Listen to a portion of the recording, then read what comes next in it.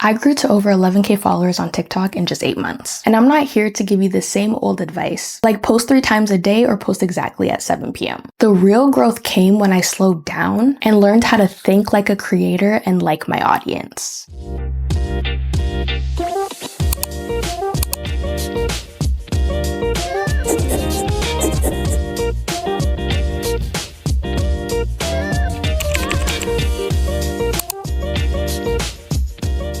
I want to share the real shifts I had to make, the things I had to learn about people, about myself, and about content that actually made the difference. These aren't quick hacks, but they are the things that got me from struggling to find my rhythm to building a community. When I first started posting, I thought success was just about showing up as much as possible. Just film something, throw it up, and hope it goes viral. Sometimes it worked, but most of the time it didn't. The real growth came when I slowed down and learned how to think like a creator and like my audience. So here are the 5 biggest lessons that got me to 11K. First is psychology. You cannot grow if you don't understand why people stop scrolling. Think about your own habits. Why do you stop on a video? Sometimes it's because it makes you laugh. Sometimes it's because it's relatable. Other times it's because it teaches you something you didn't know you needed. When I started thinking about this, my content changed. I asked myself, why would someone care about this video? What emotion am I triggering? For example, one of my recent videos about different camera angles blew up.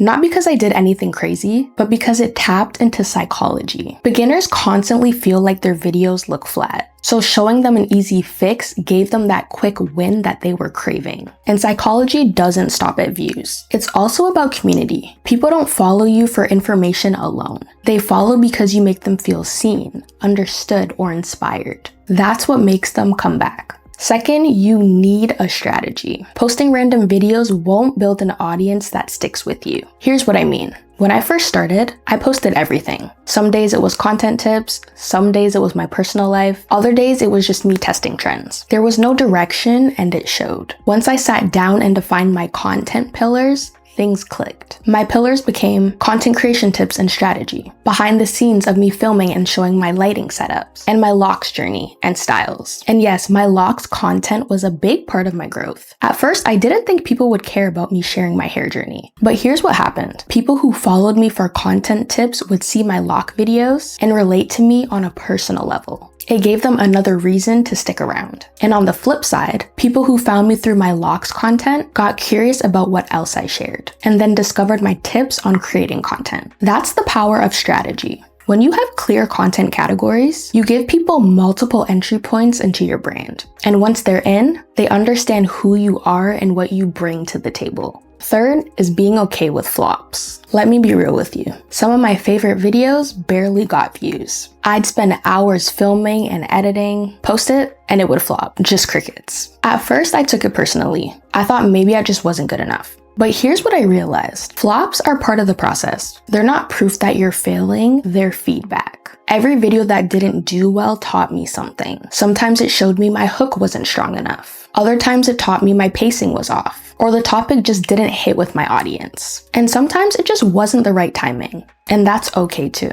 The point is, you can't grow without testing. And testing means that you will have videos that don't perform. If you let every low view video discourage you, you'll quit before you ever figure out what works. So now, instead of stressing over flops, I ask myself, what did I learn from this one? How can I make the next one better? That's how you build momentum. Fourth, you have to put in the work. You have to. And I don't just mean hitting record. I mean learning the craft of creating. Social media makes it look effortless, but every creator you look up to has put in hours of work behind the scenes. For me, that looked like teaching myself how to edit tighter. At first, my videos dragged on. I didn't realize I was losing people 3 seconds in because I didn't cut enough. Once I learned how to trim, add captions, and keep my pacing sharp, my retention shot up. It also meant experimenting until I found my video style. Did I want to film in my studio? Did I want to use voiceovers? Did I want quick cuts or a slower, more personal feel? That didn't come from copying other creators. It came from me trying, failing, and adjusting. And here's a mindset shift that helped me. Treat content like a skill, not a gamble. If you treat it like gambling, you're always hoping for a viral video. But if you treat it like a skill, you're committed to getting better no matter how long it takes. And finally, grabbing attention.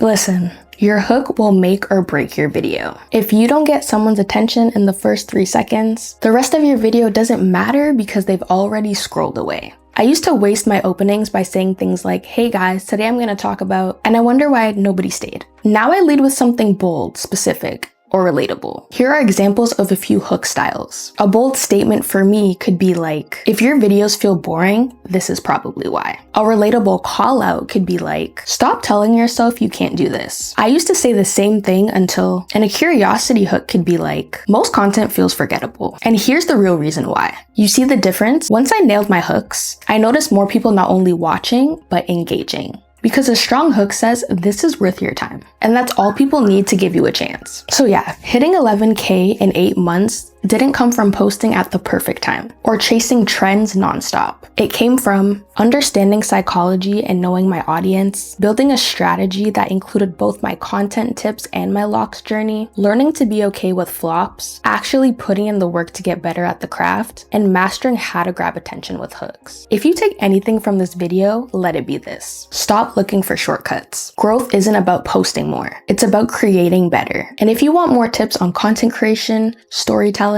or the behind the scenes of my creative journey, make sure you subscribe and follow my TikTok and Instagram pages so you don't miss what's next.